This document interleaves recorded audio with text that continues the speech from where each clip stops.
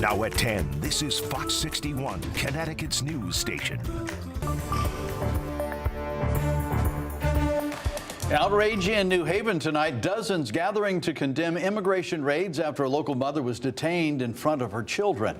Those protesters tell us this isn't just a federal policy issue, it's a community crisis.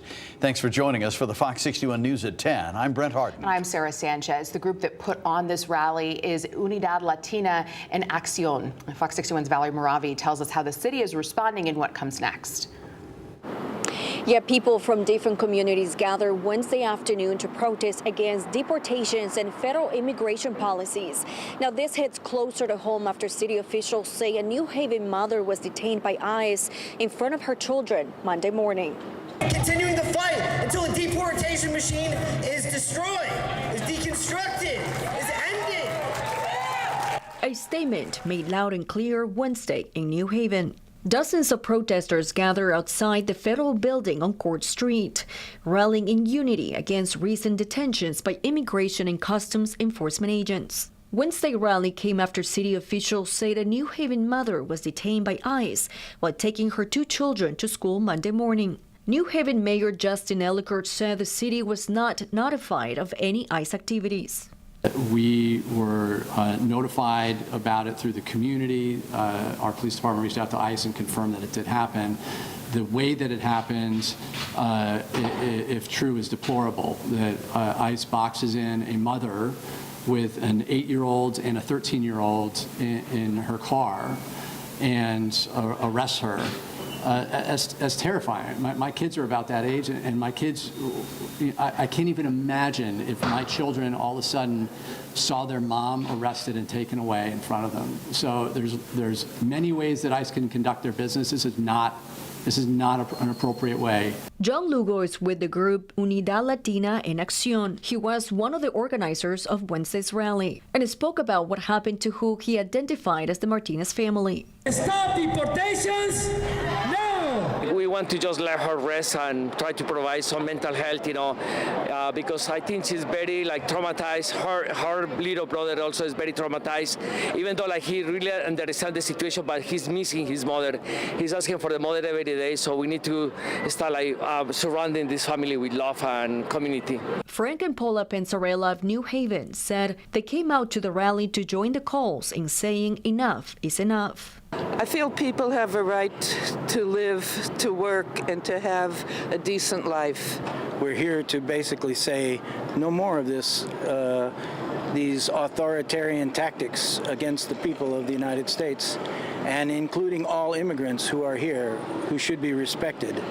Now, Lugo says Unidad Latina en Acción will remain close to the Martinez family in times of need.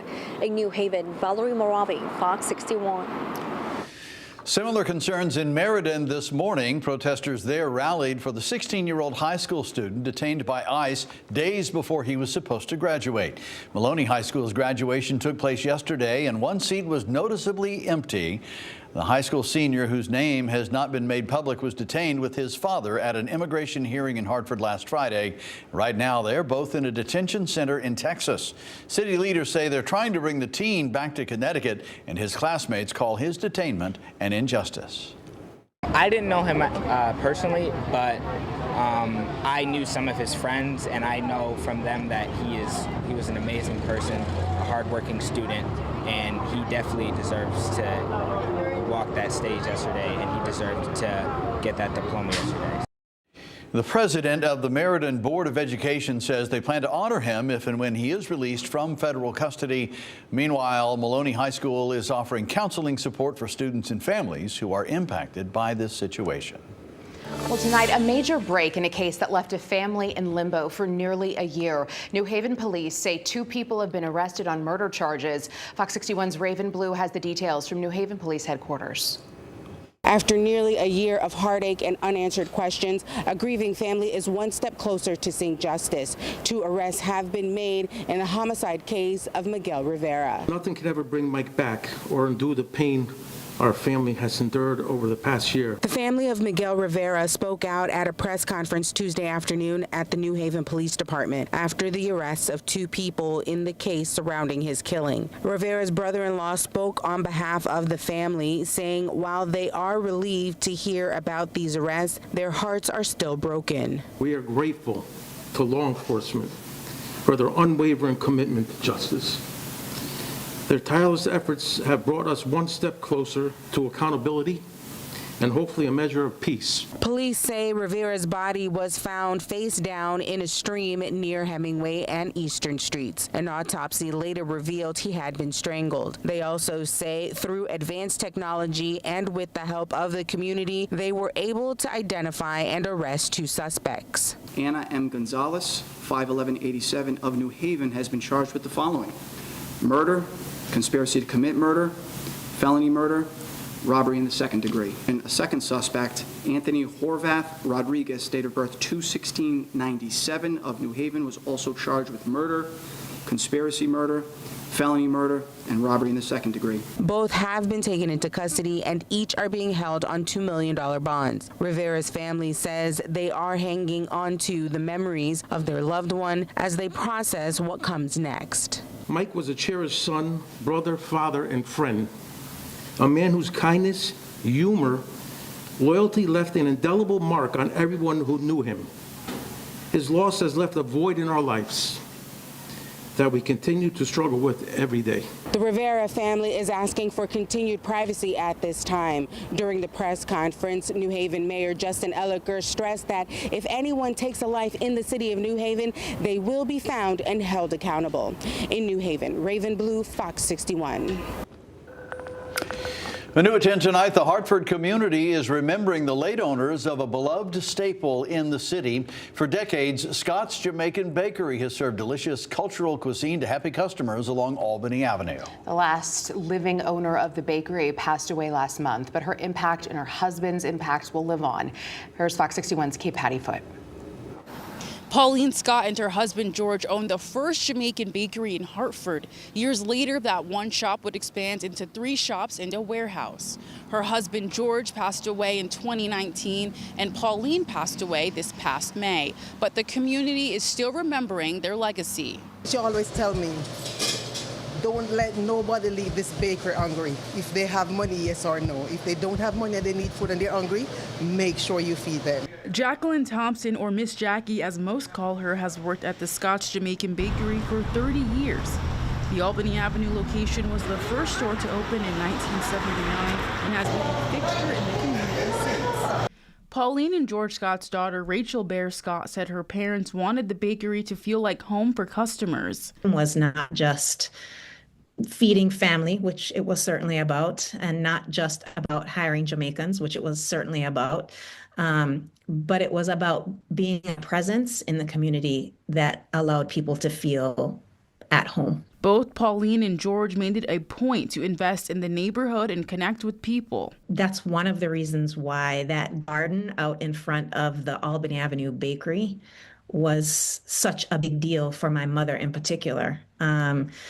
She well into her 70s, she was out there come springtime making sure that it looked beautiful. For my father, it was very much about like an economic security, right? Helping people to be able to take care of themselves from a financial standpoint.